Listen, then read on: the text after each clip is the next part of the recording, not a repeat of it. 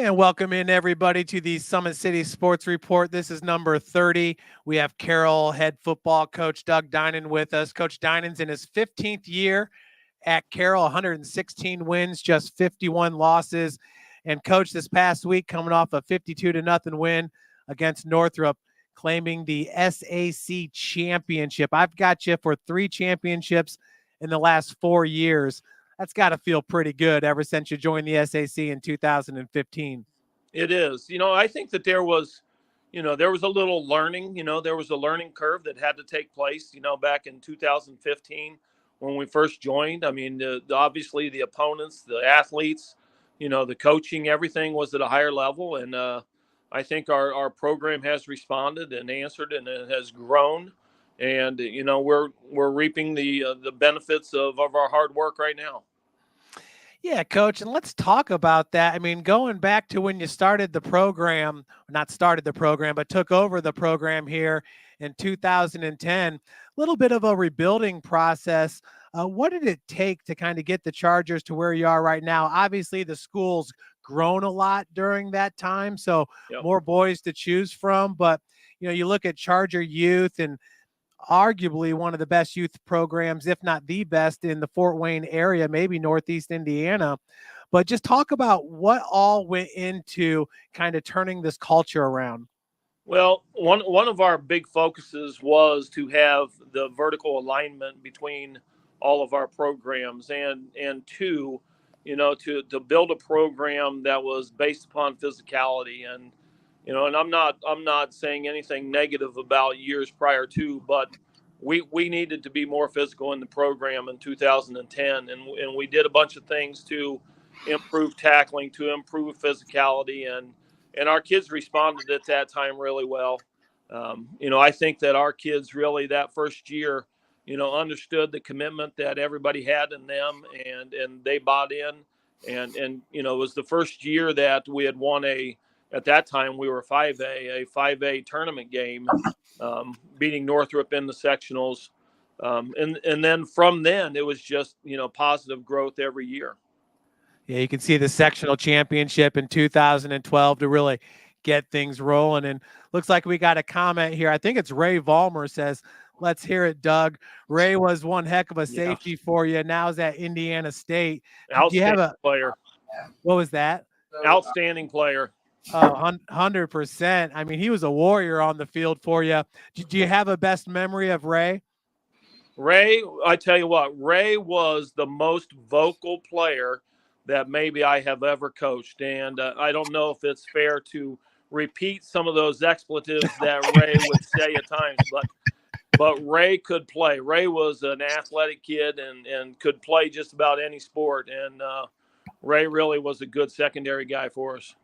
Yes, sometimes you got to turn it up a little bit to get in the ear of some of the other guys, Coach. You're right. And Tim Atkinson's joining us now. And Tim, hey, we talked about Carroll getting the 3 SAC championships in the past 4 years. But take it away, Tim. Yeah, Coach, I always like to talk about you guys have one of the best youth programs in the area. The amount of kids that you have, and then your middle schools are outstanding in Maple Creek and Carroll. Talk about what that has done to elevate the high school program with starting that Carroll Charger program, the youth program, a long time ago. Well, without question, the coaches and the parents that are involved in that program do a phenomenal job. They really do. We're kind of, just there in support. We'll hold a clinic for those guys and willing to do whatever they need from us to assist in their program development.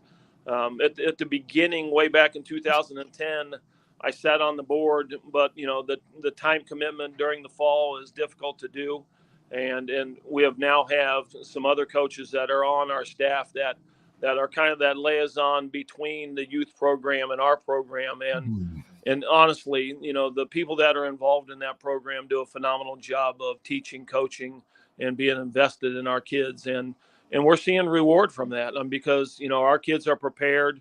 They're prepared when they go to the middle school level, and then when they come to the high school level, they're prepared. And you see that by young kids being on the field quickly.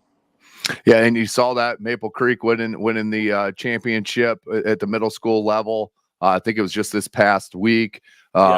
Just two outstanding programs. I got sons at St. Charles, and we play both Carroll and Maple Creek. Carroll's usually a scrimmage type game. Maple Creek's a real game.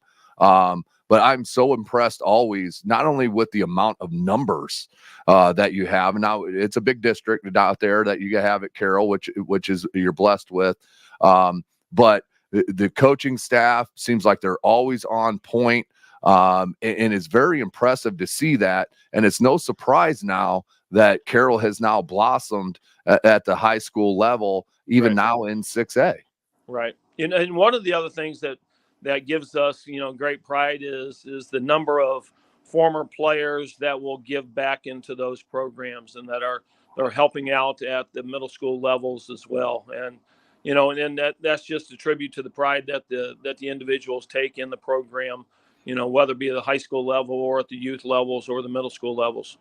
Yeah. And I saw, some of your players were at, some of the youth stuff a couple of weeks ago. I saw Jimmy and Asher Wagner and a couple other players that were out there. What does that mean to your program, where you have a sophomore to a senior that's committed to Iowa is taking time out on their weekend to go support that youth in Carroll? Well, many of those youth kids are in our camps that we'll host in June and July, and there's a connection that is already built between some of those young kids and our current players. And so, the current players, want to come out and they want to see them play, whether it be the Charger youth football or the middle school level. They want to go out and watch them play. They want to go out and support. And it means a lot. It means a lot to those little kids. It means a lot to those kids to see the high school players there, to see the coaches there, to give back, to invest into their program and their person as well. Coach, you mentioned Jimmy Sullivan, and we'll start jumping into this season, but Jimmy, once again, putting together a fantastic season, heading over to Iowa after this year, leading the team in rushing. What have you seen from Jimmy's sophomore year to his senior year as far as the growth on and off the field? Well, his maturation as a leader has probably been the biggest development. He has got physically stronger, obviously, and he's got faster, and all those things come with, being in the weight room and getting older and all those things. But, his leadership and his command of the offense. And when he came in as a sophomore, there were some senior receivers that were kind of in charge, and they kind of took him under their wing, to get things going in the right direction and to understand the route trees and understand the concepts and things that were kind of flipped this year, where you've got some younger receivers and an experienced quarterback. And so now, he'll take the time to invest back with them, and be that coach on the field and make sure that they're doing what they're supposed to be doing on each concept. And Coach, when you look at 110 carries to lead the team for Jimmy, is that done by design to where you want to make this offense as dangerous as possible, and a dual threat quarterback can make that offense that?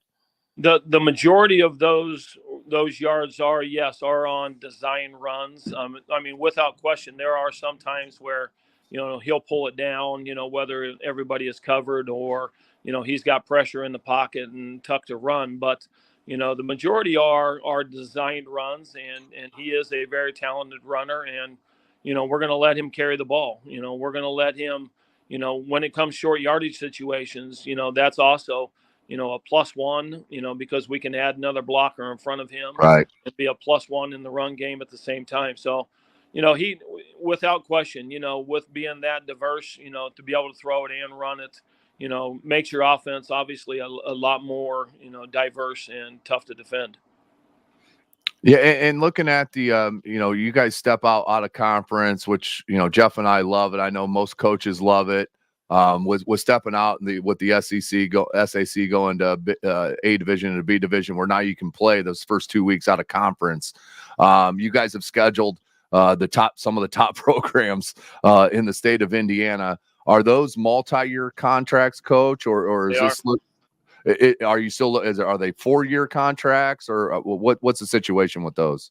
They are, to the best of my knowledge, they are 4-year contracts. I know that next year, again, we have Hamilton Southeastern and Center Grove. After those 4 years, I think that we still don't know, but we're still going to try and schedule as tough of opponents as we can, including like last year when we had Warren Central, because Right. I mean, you see the benefit. I mean, week 1, week 2, I mean, you might get punched in the jaw, but you're going to understand, the speed that you have to play, the physicality that you have to play, and everything that you need if you're going to compete at the state level. And, it helped out. It really did. I think week 1, we were, Hamilton Southeastern is a very good football team, but we got caught in a buzzsaw a little bit. And week 2, we were a lot better against Center Grove. And, then we understand. And then we know that the physicality that we have to play at, and that's what we have continued to do within the conference. Now, Coach, do you have any personal say in that, or is that mostly done with Dan Ginder? Yeah, I had complete say in. Okay. And I mean, obviously the opponent has to be available, but Sure. we had schools that were marked that we wanted to play and that we were where we wanted to go. And, travel wasn't an issue. It was, let's find the best competition that we can, because, I mean, without question, if you want to grow and you want to compete in the 6A level, you've got to play against those great teams. Yeah. Go ahead, Jeff. Well, along those lines, we talked with Coach Zalman earlier in the year, and we talked about, what it would look like for Homestead to be an independent, because he said a lot of the other sports really enjoy it, but then you got to deal with trying to schedule JV and freshmen and stuff like that. Do you feel like the program's in the best situation right now, being in the SAC with the 2 open weeks? I think they are. I think that we are, without question. With this conversation, did come up, a few years ago when, say whatever you want, when the NHC was dissolved and Homestead and ourselves were not welcome back in. And there was conversation about, do you join a conference? Do you stay independent? And how do you do that? And there was a great deal of thought about staying independent and picking up as many good programs around this area that you could. But it's difficult. It's difficult for lower level. It's difficult for other sports. And, consequently, we joined the SAC, and it's a very positive move. But, I would love to see all teams, whether it be tennis or cross country or swimming, all teams in the conference. And right now it's just football and boys and girls basketball, because, I think that when you have a conference then that your school can align to, then everybody supports and promotes those conference championships. Yeah, and when everything that comes with it, the accolades of all conference selections and things of that nature, it's something that's heartwarming for kids and for the parents. Yep. I agree. And then the rivalries that you can muster up, and that you wouldn't normally have if you're an independent and you're changing the schedule year after year. I mean, the Snyder Carroll, that's becoming a rivalry now. You get a bigger vibe. I mean, there's so much hype with Friday's game with Northside, with you guys going to Northside. That's got to play a big part into it. Not only the logistics, but to me, where you have those in-city rivalries. A lot of these kids work out at different, whether it be OPS, PSM, wherever it is, and they're training together. Now they get to go out and play. It adds a little bit extra to it, in my opinion. Yeah, I agree. I agree completely. We're very happy, being in the conference that we are. I mean, we feel that, it's one of the best conferences in the state. It doesn't have all of the 6A schools, as in, the conference that Hamilton Southeastern and Fishers is in. But, you look at the championships that are won within the conference, and that's testimony to the quality of teams that are playing in our conference. Yeah. And boy, did you guys run through the quality of opponents this year. I mean, right after your 2 6A opponents and those 2 losses, 49-0 to South, who now we've seen what South is capable of. 31-3 Dwenger and 30-6 Snyder. Those are impressive wins. Those are 2 outstanding defenses that you guys had no problem with at all. Do you attribute that a lot to having those 6A opponents leading up? Well, yeah, I think that, a lot of that was, due to that growth, due to the understanding of the physicality that is required if you're going to be at that high level. But I wouldn't say that it wasn't without problem. I Sure. mean, Snyder is a good football team. I mean, a good football team. And, we had a couple interceptions, put us into favorable position, and it is what it is, and Jimmy makes a couple of throws, we make a couple of stops, but that game can be flipped on its head, very quickly, if you don't capitalize on some things. But, the positive thing is that our kids created those situations. Our kids, did capitalize on those teams, on those things against those teams, and played at a high level. And that's all we ask. And Coach, looking at, the Wayne game here after Snyder, do you attest, or would you say that's because you're coming off that tough game against Snyder? I mean, Wayne for the last 2 seasons have been able to play you close. What is it about the Generals in that game that you feel like you have hard fought matchups? I'm gonna attribute this to 2 things. Okay, one, first of all, Wayne has some outstanding players. Okay, Nelson for Wayne is the guy that should be a Division I recruit. He has a motor that doesn't stop, and he plays hard on both sides of the ball. Okay? And they have guys that can play, and without question, they rise to a high level whenever we play them. And 2, I mean, we were playing in a monsoon that night too. I mean, we didn't throw the ball extremely well. Throwing into the wind was almost impossible.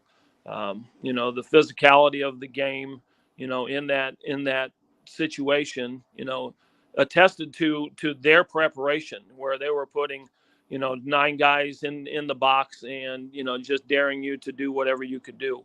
And they have great scheme on both sides of the ball. And they're a good football team without question. I mean, Coach Haydock does a tremendous job in preparing them. So, our hats off to them. And we think that they're a viable opponent. And, looking at who they play in the playoffs, I'm picking Wayne. I'm picking Wayne, whoever they're playing against, because we know firsthand how hard they can play. Absolutely. Coach, going back over here to your rushing attack, Nate Stark becomes the program's all-time leading rusher earlier this season. And you look at it, 82 carries for 483 yards. Some could say, oh, those numbers are a little low, but you also got to take into consideration that he's also playing a little cornerback for you on the defensive side of the ball. Number one, talk about the milestone that he was able to accomplish and what he brings to your football team, both offensively and defensively. Well, first of all, Nate, as you said, Nate's playing on both sides, and Nate is recovering from a hamstring right now, so he will not play on Friday. We're hoping that he recovers and he's available back when we start in the tournament. But Nate starting at corner, is an outstanding corner. Has great skills on the defensive side, and so he's splitting reps on the offensive side with Dejon Green. And, so you take those reps and you take snaps away, giving the ball to Jimmy, letting him carry it. It's still a tremendous feat for Nate, who was a 1,000-yard rusher in 22. His 4-year numbers are the best in school history. And, he's a great leader. He's a spiritual, emotional leader for our program. And he's the kind of kids that you want to build programs around. And then, Coach, your receiving core coming into this season, very special group. Got 2 of the Sheelys on there. I had a chance to see the sophomore. It's Harry Sheely, correct? Correct. Yes. Yeah, and he's an outstanding talent. I mean, talk about go up and get the ball. But, I mean, you're sitting here with 5 deep, really 8 deep of some really, really good receivers. Where do you kind of rank this receiving core in the echelon in your 15 years there? Well, it's easily has to be the best group that we've ever had. Oh, wow. I mean, you go from left to right, kind of with Mason and Logan Heath and Griffin Sheely and Harry Sheely and and Jaden Van Pelt, and not to leave a tight end off of there too, because without number 88, a lot of those guys aren't getting open deep because the undercoverage, has to take care of, everything that's going on with the tight end at the same time. And talk about your offensive line, because for those guys to get downfield, Jimmy needs protection. And we know about Abs. He's a great talent for you. His dad's a coach at Trine. Great guy, just a great fan of Northeast Indiana football. But you talk about your offensive line this year. I know last year people were giving them grief, but it seems like things are really turning around here in Ab's senior year. Yeah, we moved Caden into center. Mainly one. It was kind of twofold, but the main reason is that we had, some young guys that could play at tackle for us, and the offensive line has done a tremendous job in developing. They really have. They open up holes for the run game. They're giving Jimmy time to pass. They have gelled and they work hard together and have great rapport with each other. And each one of those guys, is worthy of all conference accolades because of how hard they work. The importance of their value to the team. Without question, you're only going to be as good as your offensive line, and these guys, without question, have stepped up and have put forward all year long. Yeah, Coach, we've talked to many coaches this year about that sophomore class. That 2027 class in the city is pretty deep, with some really high level players. You got a great one in Newhouser there on the defense. Talk about a little bit with his game, and what you've seen out of that sophomore. Yeah, Eli plays our Mike linebacker, and he's a dynamite player and started the majority of the season last year as a freshman. Right. And so I mean he leads the team in tackles. I mean, he does a tremendous job. But the defensive line does a great job of keeping guys off of the linebackers at the same time. And you've got guys like Beeks and Brubaker and Keys and all those guys that do a tremendous job, of taking care of their gap, being gap sound, so that the linebackers can clean things up on top. Yeah, and then we've talked with Coach Johnson a little bit ago, and we've talked to him a couple of times, with Josh Masasu, just a solid linebacker. But he always talks about it because a lot of people don't realize the reason that these linebackers sometimes are getting clean looks at running backs are because of that defensive line taking up blocks. Yep, that's without question. I mean, we're a 3-4 team, but many of the times we end up with four guys on our front. And all of those guys have a gap responsibility. And if they do their job, taking their gap or handling a double team or maintaining contain, then everything kind of flows back to the interior, back to the linebacker. So, those guys end up with a lot of tackles, and, justly so. I mean, they're very, very, very good players. Eli is a tremendous player, but, without question, the guys up front are the guys that don't get enough notoriety, whether it be defensive line or offensive line. And Coach, when you think about Eli Newhouser, you kind of think about Ashton Wagner also, because they're both great baseball players. You kind of group the two together. Yep. And I loved seeing your cumulative stats here, and that Ashton now has 20 tackles on the season. Has he really come on strong for you? Asher has been a great growth, project throughout the year. He played a lot of baseball in the summer. And so in June and July, wasn't with us every day. And so there is still, when you hit August, there's still that learning curve that he has to go through. And he has done a great job of growing. He does a great job. And primarily he'll play our jack linebacker, our weak side outside linebacker, but he does a great job of setting the edge, being in under coverage. He had a PBU, a knockdown here this last week. But those guys, him and Will, and Sam Freisinger, Will Jeffries, those guys, will rotate a lot for us at our outside linebackers, but do a great job of being perimeter guys. They have to be able to, defend the pass, but also be able to set the edge and defend the run at the same time. Listening to you talk about Asher, it sounds like he brings some good speed to the defense. Yeah, and he's a physical kid too. I mean, loves the weight room. He's He's a strong. 15-year-old. He's a dynamite baseball player. We love watching him play baseball too. But those guys are young. There's guys that are young. Lincoln Grabner, who plays our Falcon, our free safety, is like 16 years old, 15, 16 years old. I mean, he is young, and he's only a sophomore too. And so, we're excited. We're excited about both sides of the ball. We're gonna lose some seniors that are gonna make memories, and we'll talk about them forever. But at the same time, we're gonna have guys that are coming back that are gonna continue to prosper, and continue to lead us down a successful path. Yeah, neat to see Eric Dunton commenting here, Coach. It says, "Let's go Chargers, bleed blue." Dunton, a multiple All-American in his time at St. Francis, winning 2 national championships. Do you have a favorite Eric Dunton story?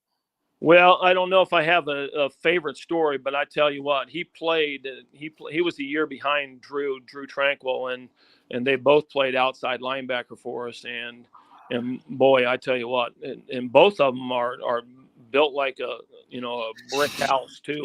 And physical players, they both can run, defend the pass, defend the run. I mean, man, I tell you what, if you continue to have those guys, you can coach for a long time and be successful. Oh, absolutely. Coach, one guy that I was looking at the two deep here that popped off is Alex Newhouser, Yeah. your offensive Eli's brother. guard. Eli's brother. Yeah. Yeah. Alex is probably, physically, he's probably about 6'3", 320. And he is a physical dude. He is, he's like I always call him the Hulk, so Hulk slam. And he's the kid that has developed. The past 2 years, he's been a tremendous help for us and played guard for us both years. But if you watch him, if you ever get a clip, and we'll run a little pin and pull where everybody will block down and the guard will pull around out to an outside linebacker, and he can scoot. For a big dude that weighs over 300 pounds, he can get out in space and he can run pretty well. And so, I mean, he's the senior, and we're going to lose three key interior guys, a guard, center, and guard. But we're going to experience, their leadership right now, and we're going to enjoy the time that we have with them at this moment. Yeah, and looking towards Friday, Coach, Caleb Kingley, another one of those outstanding sophomores, is back. He's healthy. The running back for Northside.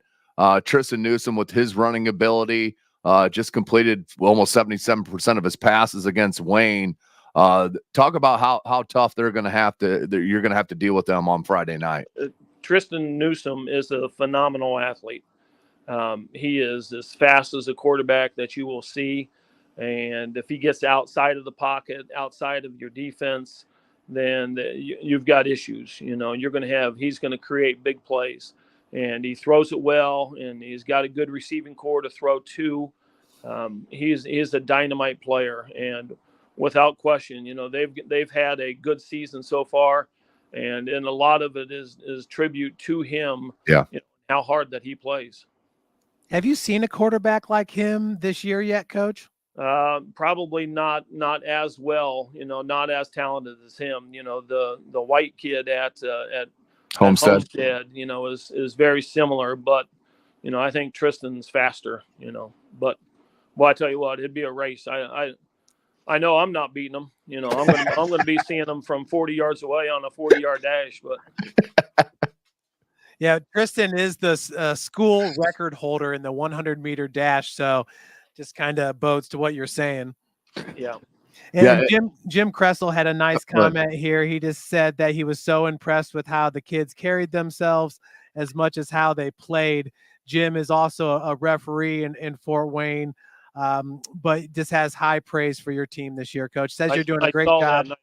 I could see that, and I read that, and we appreciate those positive remarks. Our kids, we're blessed. We're blessed. And I think the state of the nation in high school athletics, you look at, many, many schools. It's not just Carroll High School. The way the kids lead, the way that kids, hold themselves, the way they interact, the things that they do, it's such a positive thing. If you're not watching, find some time on Friday night and get out and watch these kids perform. And I'm not talking about Carroll High School. I'm talking about, baseball, Yeah. show choir, whatever it is. I mean, get out and watch these kids perform. I mean, our future is good. Yeah. Yeah, and the bands. I mean, the bands are tremendous. You guys have one of the best bands in the area. Talk about that. What the Indiana High School and the bands bring so much to a home game. Talk about that, because you guys have a great game day experience anyway. That the administration and Dan Ginder has put forward. Yeah, I mean, without question. I mean, Mr. Ginder does a tremendous job of making Friday night an event. Yeah. And we've got a good relationship with our band. Doug Cassell is the band director, and we communicate a lot. And they'll be there, forming a tunnel, leading us out at the beginning of the game, and and they do a tremendous job. A halftime performance. And there's been a standing great relationship between the programs. There isn't a program that works harder, more grueling hours than our marching band does. Yeah.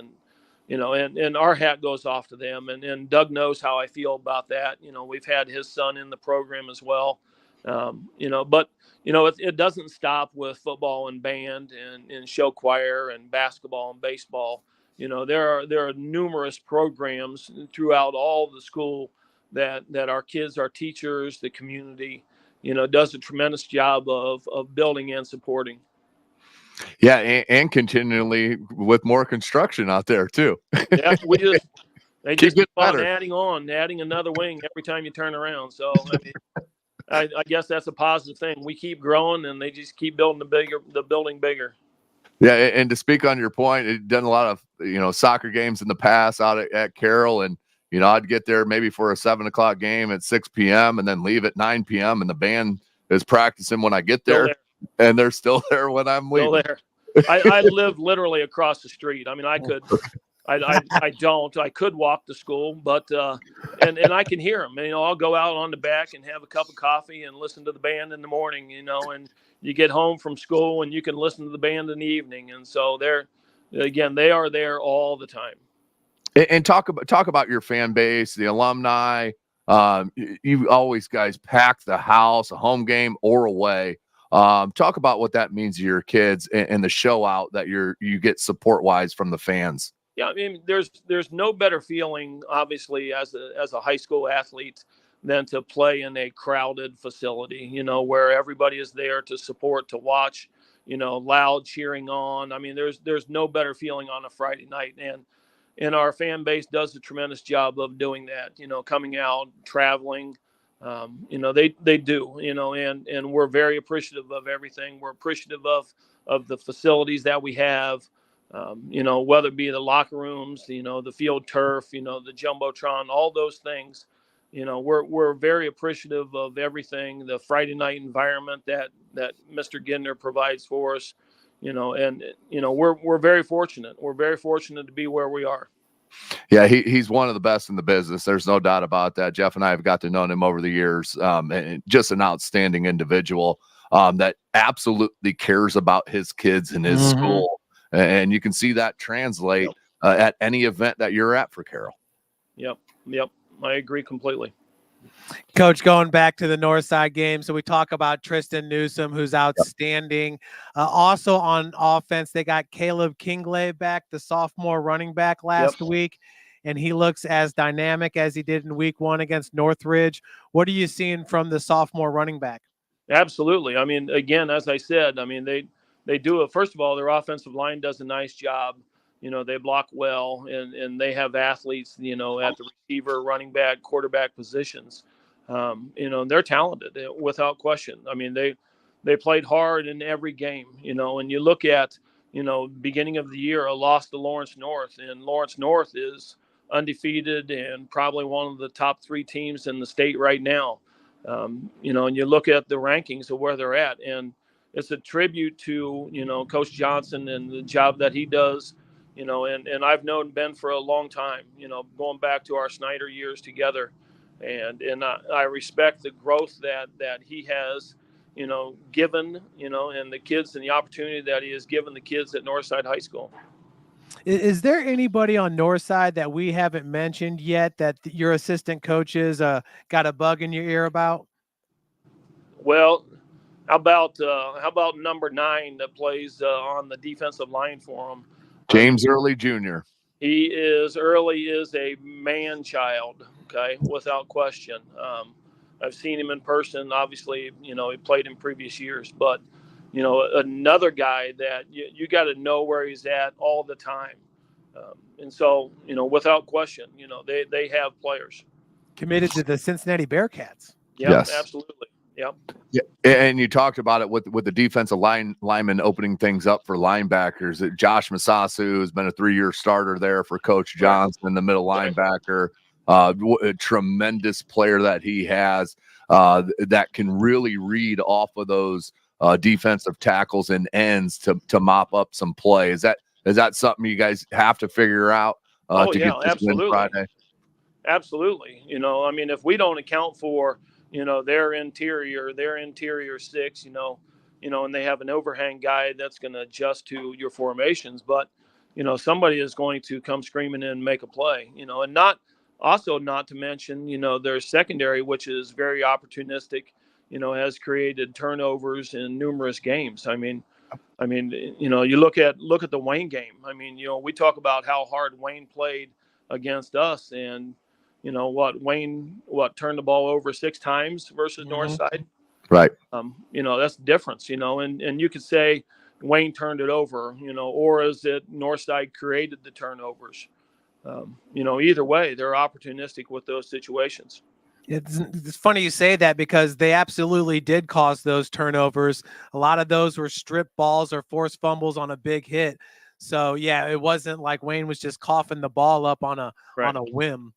Right. Yeah, and we've seen Coach Northside run a lot of 9 in the box, a lot against some opponents. Right. I'm sure they're going to have to come up with something different with Jimmy Football back there throwing it. But Malik Moore, their safety, seems like he can get sideline to sideline and from that second level deep in coverage. Number 24 for Northside. What are your thoughts on him as a defensive safety? Outstanding player. Covers ground, from hash to hash, can cover ground extremely well. Again, an individual that you have to know where he's at on the field all the time.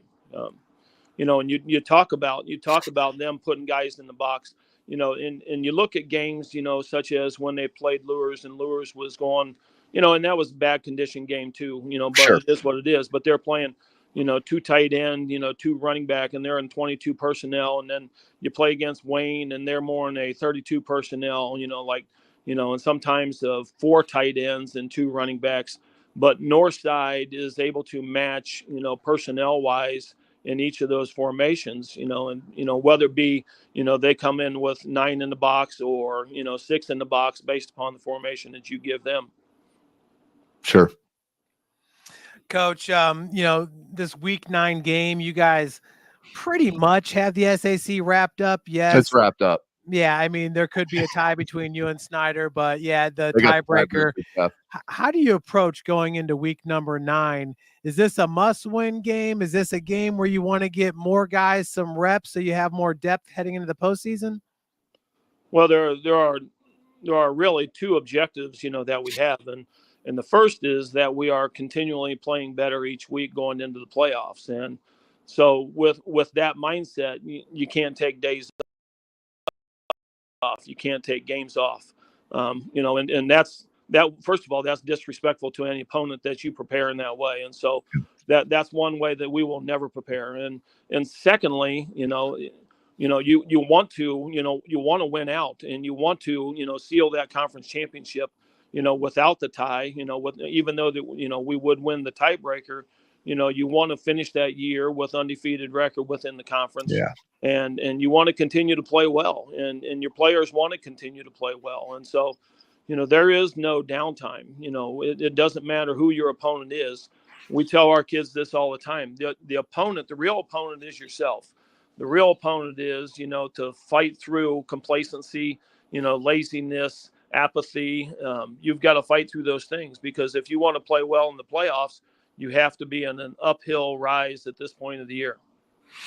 Yeah, and one of my last questions, Coach, in looking at that sectional, Jeff, with Carroll, you have a potential matchup. I mean, we don't like to look forward, of course, and I don't expect you to say anything like that. But with you hosting Snyder for a sectional final, with them getting another opportunity at you, talk about it. What it would mean for Carroll to host a sectional, win a sectional in 6A, and move on to regionals. Well, those are those are questions that really are weeks ahead. Without Sure. question, we want to be playing well, in the playoffs. We want to be playing well, Friday night versus Northside, and then we have a bye week, and then we're going to open up with Northrop in our round one. We have, as well as we did in 22, you turn around in 23 and it's first game out, so Right. to eliminate, those situations, you got to focus on the moment. You got to win the moment. You got to be great today.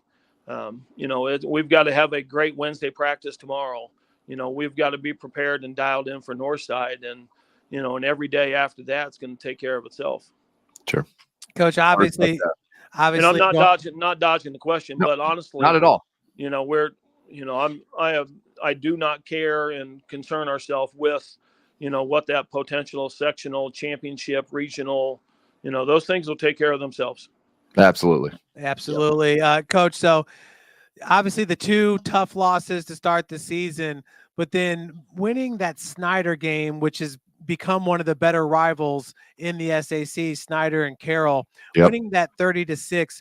Did you notice that the kids the day after had a little bit more confidence about them, or a little bit more pep in their step, kind of getting that feeling like, hey, we can get back in this 6A race?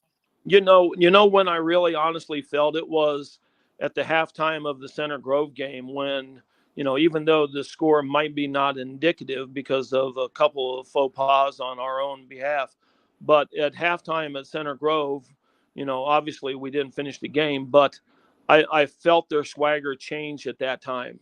And I felt that, through their play, through their attitude, through their willingness to battle and fight, that, hey, we're going to be okay. We're going to be okay. And, we've got to go through a conference that is a good conference against some very good opponents, and then we have been battle tested. And when we get back into the tournament, then we're going to understand the level that we have to play at.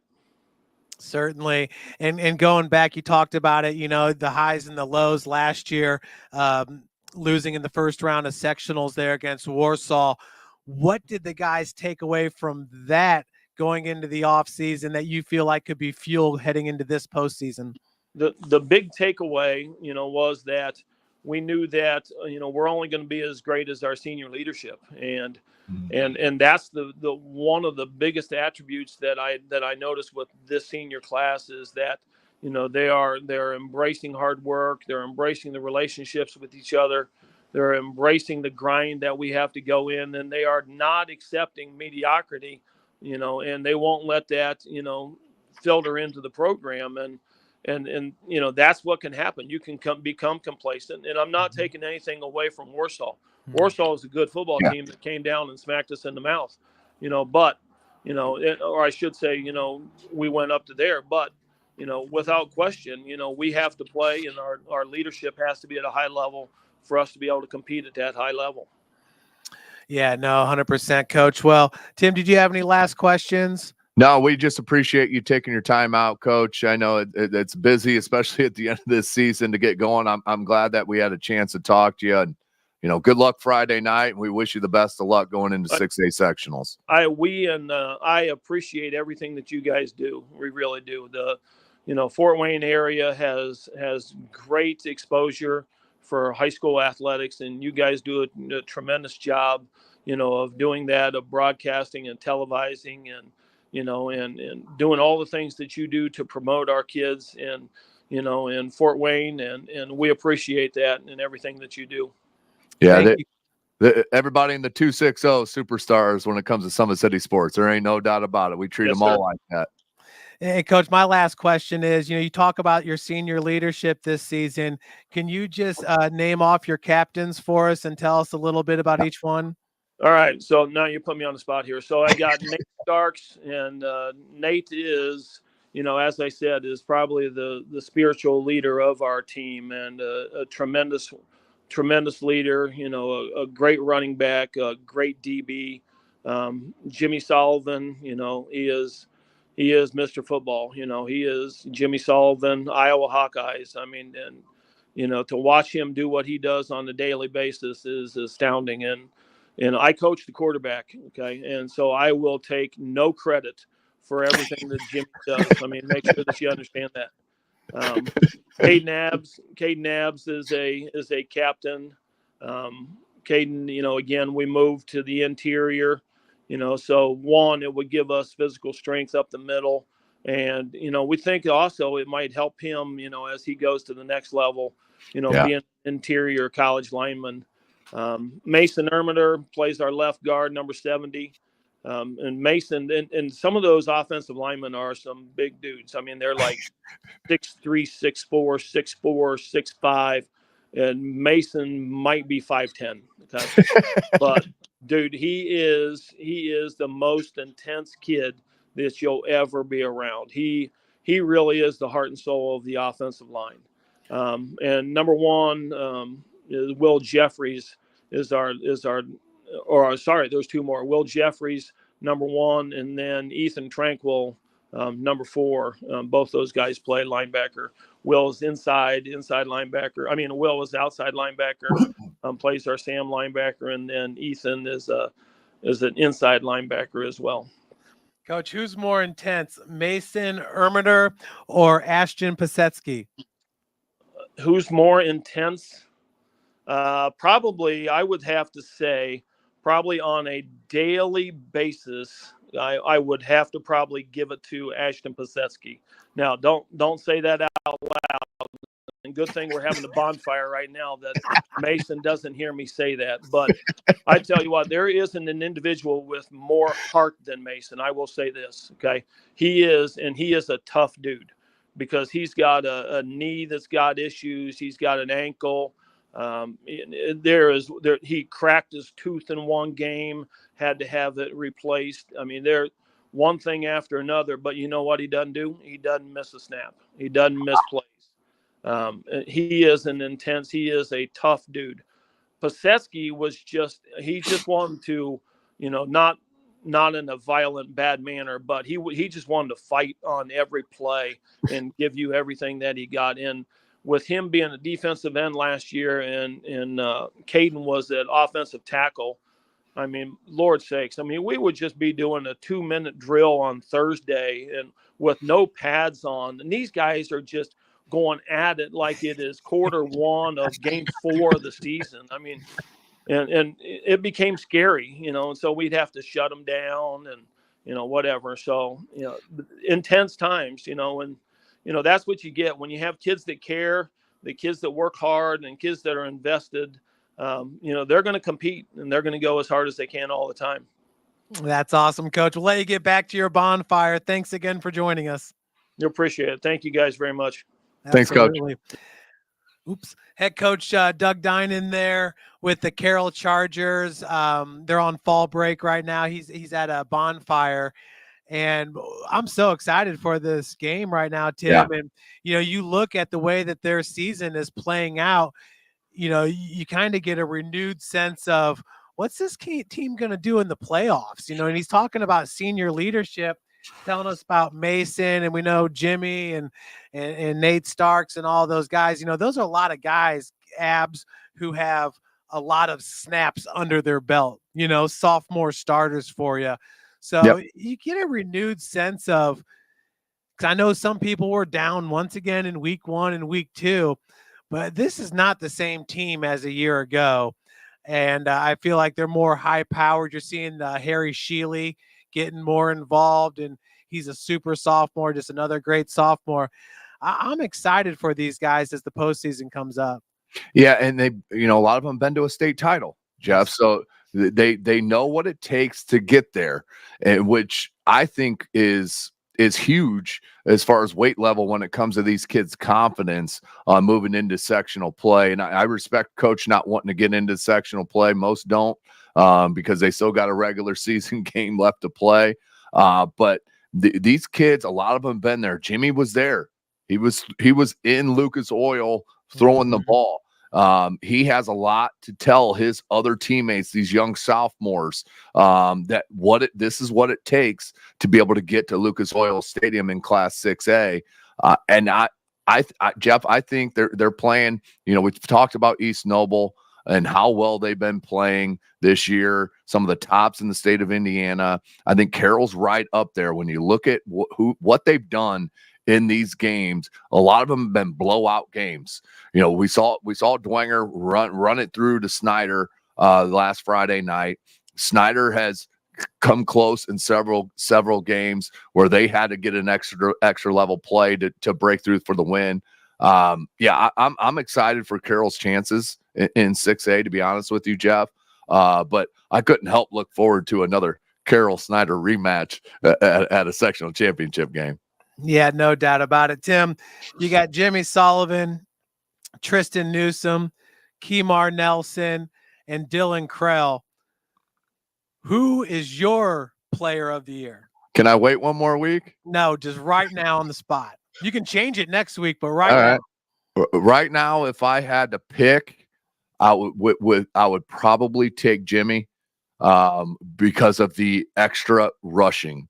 The rushing yards, I think, is what sets him apart to go along with the over 1,000, the 1,000 yards receiving. The kid is special. He's been through the wars. Like I said, he's been to state. I would probably put it with Jimmy, but it is so tough. Dylan Krell was so impressive, so impressive. Kemar, his numbers are insane when it comes to the sack levels and the tackles. Imagine if Kemar Nelson only had to play one way. If he only had to focus on defense, I mean, how many more sacks, how many more tackles? That's very impressive. But yeah, I think you nailed it with those top four. But right now, I'd probably go with Jimmy. And he won an SAC title. 2. Well, this year. Yeah, you're right. Yep. 16 touchdowns, just 2 interceptions, 124. And one of those interceptions came against Southside. I'm not sure if that was JT Timberlake Johnson, but if it wasn't, I would be surprised. That's very impressive. Yeah, I think right now you give the nod to Jimmy or Krell. I probably have them notched right here, neck and neck. And if you give that award after the season, then it'll depend on what happens in the postseason. Which could be a little bit more fuel here heading into Week 10. Yeah, I think the tougher thing is to do it by classes because Kemar and Krell are in the same class. Yeah. As far as 4A, so right. that would be an interesting way to do that. Maybe we could talk about that with our play-by-play guys next Monday. But I am so excited for this Carroll Northside. Carroll does a great job on their production and their live output and their live stream. So we don't, we want to cover as many games as we possibly can. So since they have a great job of covering that, we don't go there. And we'll get them on the road. But I don't remember the last time I was able to see Carroll live. So I'm super excited about it. And I can't wait for Friday, just like I know you can as well. Yeah, look at that big video board there. They always got about 12 cameras on the game. So fireworks. Yeah. I mean, Dan Ginder does it so great out there, the athletic director for Carroll. It's a game day experience, like what Coach Dinan said. Yeah, it's a fun atmosphere. Well, any other thoughts before we cover the game on Friday? No, I'm ready. This is it seems like, when the season starts, Jeff, and we're starting to lay out the schedules and I'm laying out the soccer schedules and all that sort of stuff, how quickly it goes by. I mean, we're already in the last regular season week of this 2024 campaign. Sectional starting next week. It's amazing how quick it flies by each and every year. It seems like maybe it's the older we get, the quicker it feels like. But the players have continued to increase in our city, and you're going to see some of the best players in the state of Indiana come this Friday on both sides of the football field. Get out to Chambers Field to watch Carroll and Northside. If you want to listen to us, which I don't blame you, but if you want to listen to us, get your phone, sit at Chambers Field, and put your piece, thank you, in, and you can listen to us and watch the game at the same time. Yeah, on a 30-second delay, that can get weird. But hey, no, all right. You want to listen to us in live time, just come up to the press box and sit by Woody. Yeah, you can sit right. The window's open, the casement window's open right there. And Jeff and I aren't the quietest people, so you'll definitely hear us. All you got to do is be about 10-row distance. You'll be all right. Well, looks like JH has got it 31-17 in favor of Carroll, but I'm telling you, it could go either way, Jeff. What's that? It could go either way, and with Coach Dinan saying that Starks, is still injured, they need to rest him. So it puts a little bit more pressure on Jimmy. And we've seen what the Northside defense can do when they're clicking all cylinders. So I think it's going to be a close game. You probably give the edge to Carroll for sure, but don't be surprised if Northside comes out and wins that ball game. Yeah, so some people talk about, hey, laying a little bit low in week number 9. Sure. If you're North Side, you're looking ahead. You got Concord waiting for you, the number 1 team in the state. You want to go into that game with the most momentum that you possibly can. Same for Carroll. I see this being like a week 2 regular season type game between these two guys. Yeah. And on top of that, if you as a player do not give anything other than 100%, that's when injuries happen. Right. That's when, the goofs happen, the slip ups. So as a player on the field, you 100%, I don't care what week it is, have to play 110. Yeah, there's no doubt about it. When you go half speed or 3/4 speed, that's when you do get injured. Jeff, you nailed it. There's no doubt about that. I don't expect any of that this Friday. I expect, you're talking about momentum, and having the best momentum moving into sectionals is the most important thing. And not only that, how about if Northside could pull that dub, the confidence level of beating a 6A team moving into 5A when enrollment wise, there should be 4A, to be honest with you. That confidence level moving in to a sectional that's tough and hosting, as you mentioned, number 1 5A in Concord, that would be huge for Northside. Even a 1-score game and a loss, I think gives Northside a lot of momentum. But obviously the Northside coaching staffs aren't going to talk about having a loss in momentum, but us media will. And I think you have to be playing your best. And Coach Dinan mentioned it a couple of times. It's keeping your best and getting better week after week. Yeah, 100% making improvements. It's okay to make mistakes, but you need to learn from those mistakes. Yeah. It's when those mistakes get compounded one after another is when things go wrong. And, Coach Dinan's team has just gotten better and better each week. And you can see it with the play on the field. And this game right here, yes, Wayne is a good team, and yes, Wayne always plays them close, but that was the horrible weather night. It was definitely crazy on that night and kind of helped neutralize Jimmy maybe a little bit, but still. Look at the rest of those scores. That's insane. Oh, yeah. You're holding 0, 3, 6, 10, 0. And then you look at their scoring output. I don't remember, and I'm sure there was, but I don't remember an SAC champ running the table like Carroll has done with the differential in scores.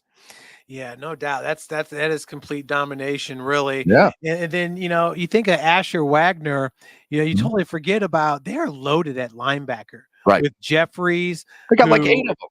Yeah, who's been him and Tranquil have both been players since their sophomore year. Right. So they've got guys on top of guys that they can just plug in and really don't miss a step. No, and that I'm telling you, Jeff. Now I know Wagner was a transfer; he came down from Michigan, but I'm telling you what, this 2027 class. It seems like we talk about it every week, Jeff. That this 2027 class is loaded not at one particular school. They're loaded everywhere. At every school in Northeast Indiana in the 260 area. I mean, it is very tremendous to see. And what does that do for us fans and us media? We're going to be seeing great stuff for the next at least 3 years. And I guarantee you down the pipe, there's going to be some similar classes, because that's what Fort Wayne and the surrounding area has done, is completely increased the level of productivity, athleticism, and just football IQ. It's been great to watch, and we're going to see a lot of those type of guys come this Friday night. But yeah, this is crunch time. You got to be playing your best at the right time. Northside's playing their best. Carroll's been playing their best all season long. So it's going to be a great matchup come this Friday night. And check it out here. Carroll in the media poll, in the coaches poll, and actually the AP poll, 2 spots ahead of Hamilton Southeastern. You never know about injuries and things of that nature, but you know, the coaches poll is very important. That's the poll that you got to look at first. And coaches from both Indy and the northern region are saying Carroll's gotten that much better. Great point. Maybe enough to jump HSE. Yeah, that's a great point, Jeff. The coaches are the ones that really know the game. You know, it's the coaches know more than Jeff and I, people out there. There ain't no doubt about that. And for them, that's a complete that's a complete statement, though, by the coaches. There's no question.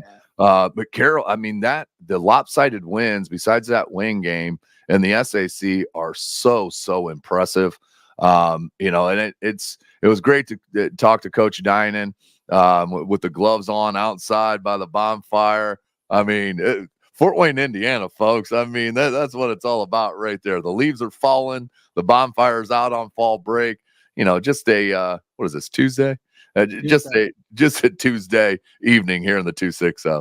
Yeah, right. Waiting for Halloween. So great job of coaching here by Coach Dinan in this season. I mean, these guys, we talked about Northside peaking. Carroll is still on that steady incline, you know, and this is going to be a fun one at Chambers Field. I'm looking forward to doing the game with you, Tim. Yeah, absolutely, Jeff. We have a lot of fun, and you know, it's going to be exciting night. Hopefully they can fit all the Carroll coaches in the press box with me and you there, but those guys know better. Over at Chambers Field, they'll probably set up a tent or something outside. In the stands. Right. But yeah, it's I can't wait. It's going to be a great environment. The Northside band's going to be rocking it. I cannot wait for their performance. One of the best Star Spangled Banner performances that I've seen all year is the Northside band. Just great stuff. Hopefully Joseph Walker's came back from New Orleans from his wedding, so he can help us out with some stats as we go throughout the game. But I can't wait for the game day experience in the final week of the 2024 season. It's crazy that it's already here, but the sectional playoffs is going to be outstanding, and we'll be there throughout it all the way through semi-state, God willing. Tim, what if Northside wins this game? Mm-hmm. Which 2 offensive players have the best stats for Northside? It's got to be Tristan Newsom, number 1. There's no doubt about it. And it's got to be Kingalay. Yeah, I think they're going to have to be able to run the ball effectively against Carroll to be able to get the win against that super stout defense. You just saw the numbers of the amount of points they're giving up, which is bare minimum. I mean, that's outstanding. I can almost count all the points they've given up through the SAC on my fingers and toes. They are impressive. So I think, you know, and that of course comes with the offensive line taking care of business for Northside as well. But Kingalay, Newsom, I think they got to be super sound, special, no turnovers. No turnovers is going to be the key for Northside. Who's the breakout performer for Carroll outside of Jimmy Sullivan should the Chargers win? Yeah, that's a good one. I think one of the wide receivers is going to have a big game, whether it be Van Pelt or whoever. I think they're going to have a breakout game. Not necessarily 150 yards receiving, but I think they're going to have 10 catches or so, 8 to 10 catches, to be able to move the chains in critical positions.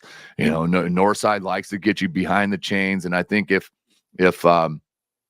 you put Jimmy in a 3rd and 15, 3rd and 12, 3rd and 15, his wide receivers are going to have to get open against those outstanding athletes of Northside. So I think a wide receiver, whether it be Van Pelt or one of the other 4 that they got over there, I think that's going to be a big one. It could be Rhodes at tight end as well, having a breakout game. But I think it's got to be a wide receiver that's got to, especially with Starks missing on Friday, I think it's got to be one of those guys. Yeah, I'm going to go with Harry Sheely. My man, the Love last 2 weeks has really picked it up. 2 catches for 66 yards in the 31-10 win against Sparty. And then last week against Northrop, 3 receptions for 26 yards. Oh, he also had a touchdown against Homestead. I think this is a game where they can get him some extra targets. Yeah, I think it's going to have to be the wide receivers getting separation. We've seen Jimmy, he can put it in a tight window. There's no doubt about that. But this tight window against these athletes in the defensive backfield for Northside, it's different. I don't think they've seen that since Snyder. So it's going to be a different type of ball game for Carroll. They're going to have to step up with the wide receivers to get them to that next level, which could lead perfectly into a state title run in 6A. Yeah, Dejon Green, we'll probably see a little bit of him. Could we see some of the sophomore Billy Lauer, who had an outstanding freshman year, toting the rock and putting up 6 on the board for the Chargers? Yeah, it's like, Jeff, this is what we've talked about all year long. That's what we love about covering high school sports, is you never know who's going to be the kid that's going to rise to the top each and every Friday night. I'm excited. It could be one of 10 to 12 players that could break out. And you look back at it Friday night when we finally go out and eat dinner at 9:30, 10:30, like we do every Friday night. But it's going to be one of those kids that we're going to be talking about as we're enjoying a soda pop at your local establishment. Yeah, no doubt about it. Well, going to be a fun one at Chambers Field. Make sure to join us, folks. Like I said, you're going to see, I think you're going to see some guys for Carroll have games that maybe you haven't seen this season yet. And I'm excited for it. I mean, this is going to, make no mistake about it, Carroll, I don't think is going to walk through this game. No, I would be shocked by that, Jeff, to be honest with you. As well as what Northside's playing, it feels like finally their offense and defense are playing really good football at the same time. Throughout the year, we've seen one group do it and not another group do it. Now that Wayne game, and that's a tough Wayne team. Oh yeah. All right, they held Kemar Nelson to 40-some yards. Yeah, they're playing the best they can, and Newsom 77% completion percentage, and Kingley back. Offense and defense playing both at the top level. Northside can beat anybody, Jeff. There's no doubt about it. Yeah, Josh Masasu might be 5'9", 5'10", but his girth, his body is a Division I caliber body. I mean, that's the type of body you see in the NFL. Kind of reminds you of London Fletcher, the longtime linebacker for Washington and the Rams. Yep. He played D3 ball at John Carroll. But he had that kind of body, and Josh Masasu has that. When he hits you, your bones vibrate a little bit more than when other guys hit you. Yeah. So it's going to be a fun one there, because when you get popped by Josh, things start to change a little bit. And we saw that last week, because Josh comes up and hits you, and then Malik comes up and kind of cleans that mess. And, what's fun is next week when we're talking, Tim, we're going to be able to tell you stories about Carroll too, because getting to see him live and seeing some of the things that you don't see in stat sheets. Yeah, there's no doubt that seeing a football team and football players and basketball as well, all sports, when you're seeing them live in person, you get a whole better feel than watching them on clips, highlights, or even watching a replay of a Carroll broadcast or a Homestead broadcast. Seeing them live really gives you the vibe and the capabilities of what these players can do. I couldn't be more excited for a Friday night game that, I mean, let's be honest, it doesn't really mean a lot when it comes to the standings. SAC is wrapped up with Carroll. Of course, what Coach Dinan said is 100% right. They want to finish it undefeated. They don't want to have the tiebreaker win, right. So because that'll be a little asterisk, next to that. So they want to go undefeated. They're going to be playing like the SAC's on the line. And we talked to Coach Johnson. He's and his coaching staff is going to have his players thinking that exact same way of, all right, hey, let's be spoiler. Let's ruin Carroll's undefeated season. Yeah. Right. And not only that, let's keep our momentum moving into sectional 5A, because we talked about it several times tonight. Concord is going to be a tough one. They got a 1,500-yard passer and they got a 1,000-yard rusher at Concord. Yep. So it is not going to be it's not going to be easy. And this is a perfect game for Northside to move into that 5A sectional, playing 6A Carroll in the way that they've just dominated this year. Yeah, and it's kind of wild because the two guys I just mentioned from Carroll are both sophomores.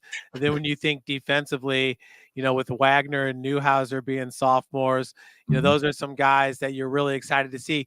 Grabner, a sophomore. Yep. Goldacre, a sophomore.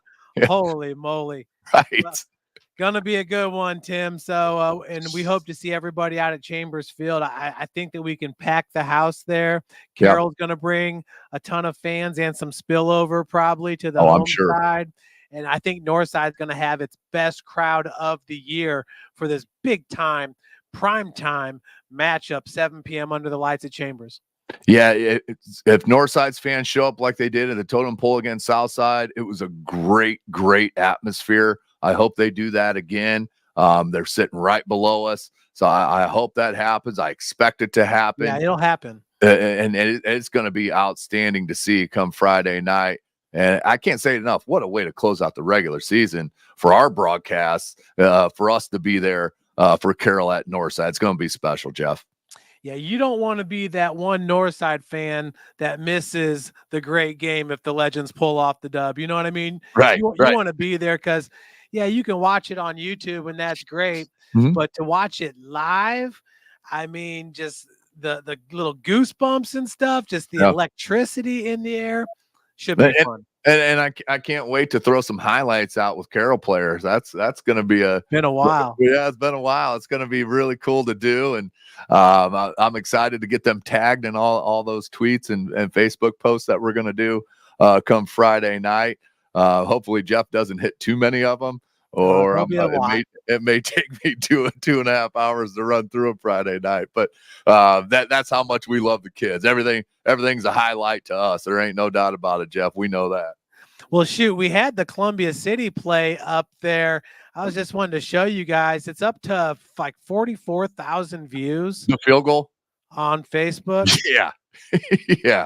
Yeah. It's a lot of decisive comments. You could tell who is on whose side with the comments that are rolling on our Facebook page and post. There's no doubt about that. But that's what it's about. We throw it out there. You people out there in the community can pick it up and roll with it. It's one of the fun things that we do is getting those out Friday night, then waking up Saturday, and whether I'm going to a kids basketball game or a baseball game, I'm sitting there in between innings or quarters, and I'm pulling up Twitter or Facebook, and I'm seeing all the hits. So I absolutely love it.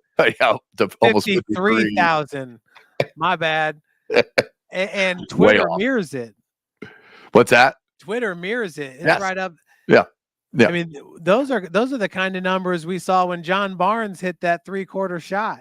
Oh, Barnes for the win. Yeah. Yeah, I know John Barnes Sr. is loving us. If he's listening, he may get tagged in this. I still see him. He brings it up to me quite often. There's no doubt about it. But, that we've seen so many special things, Jeff, in our over a decade of doing this in the 260. We've seen so many special players, so many special moments. And it's just the beginning. There's the talent level that we cover now is just increased year after year. Look at us. We're talking about this sophomore class or 2027 class.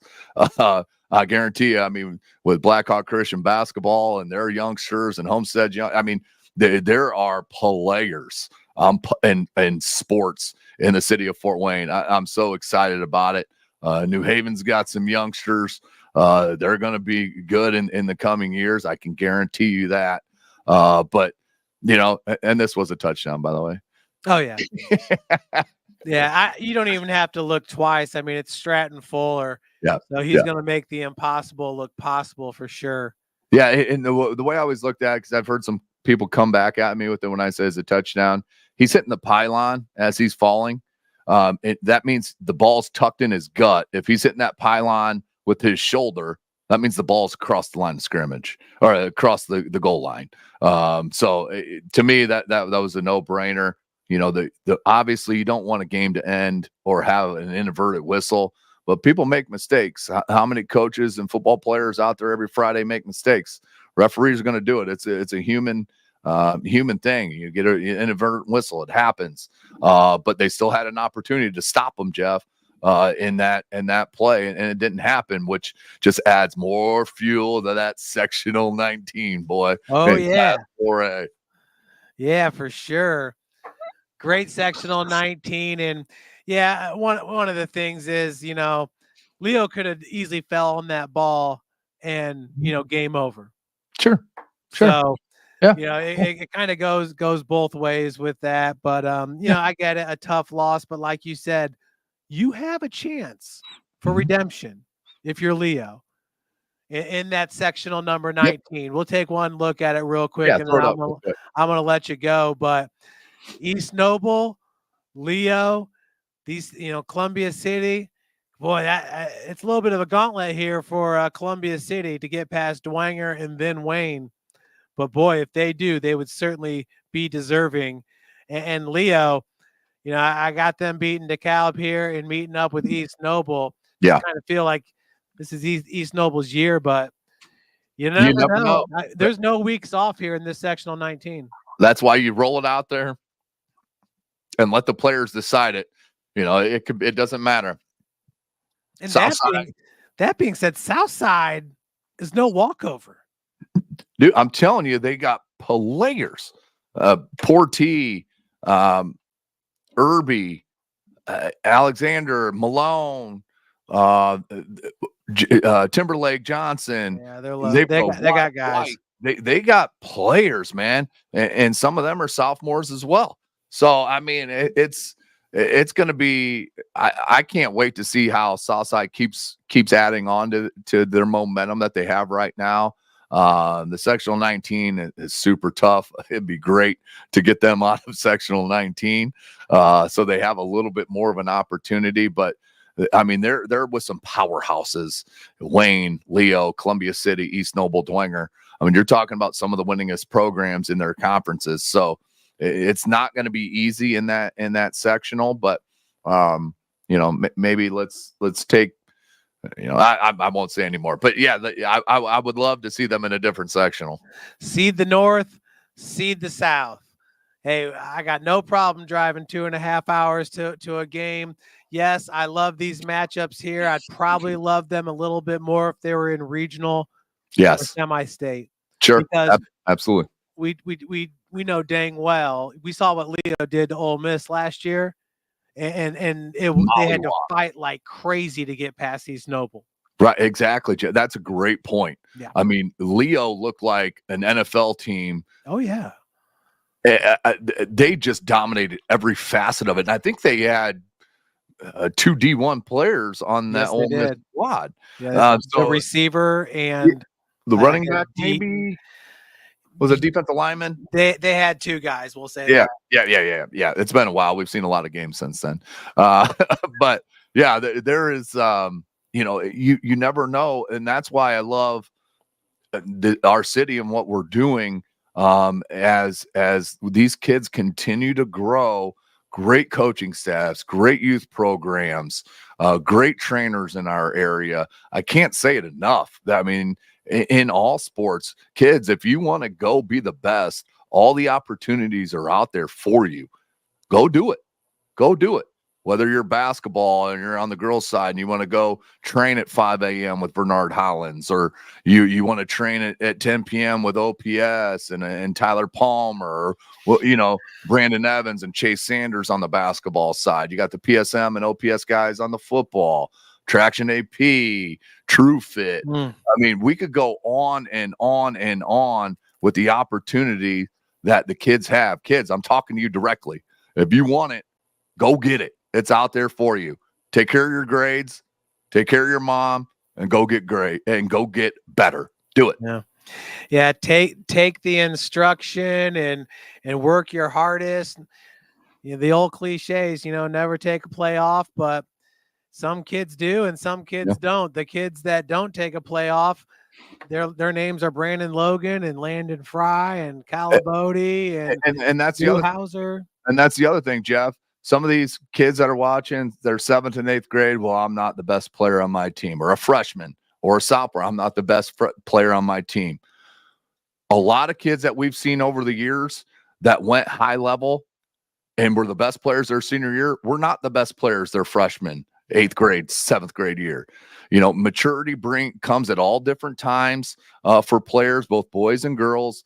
You never know. You could hit that growth spurt, or you put in that work, and next thing you know, the kids that have the more God-given ability stop working or don't work as hard as you'll surpass them. Trust me, we see it year in and year out in the one play away. One play away. If you're in the 2 deep, look at Paul Baumgartner. Perfect example for Dwanger. Perfect example. Yep, no doubt about that, Jeff. All right, well, that's Tim Atkinson. We had head coach Doug Dinan on the show. Coach Dinan, once again, in his 15th year at Carroll, taking the team to state, the first ever Fort Wayne area school in 6A to go to state. Huge. I think it's the first school in the northern part of the state outside of Marion County to get to 6A championship. So outstanding job by him and the program. You hear him talking about, now that he's in his 15th year, he's able to delegate more responsibilities as they continue to grow this thing and get bigger and bigger. Yes. So that's a great tribute to his leadership and to the coaches that he's selected to work underneath him. And doggone it, I forgot to ask him, but I believe Cade and Cody, his 2 sons, are both coaches with the Carroll program. Oh, that's cool. So hopefully we'll catch up with Coach Dinan in the playoffs here, and we'll be able to ask that question. Absolutely, that's Jeff. Special to be able to coach your sons and now coach with them. Right. Yeah, that's I can't even imagine, to be honest with you. Okay, well, we'll see everybody Friday night, Chambers Field, for Carroll at Northside. Take care, everybody. See you guys.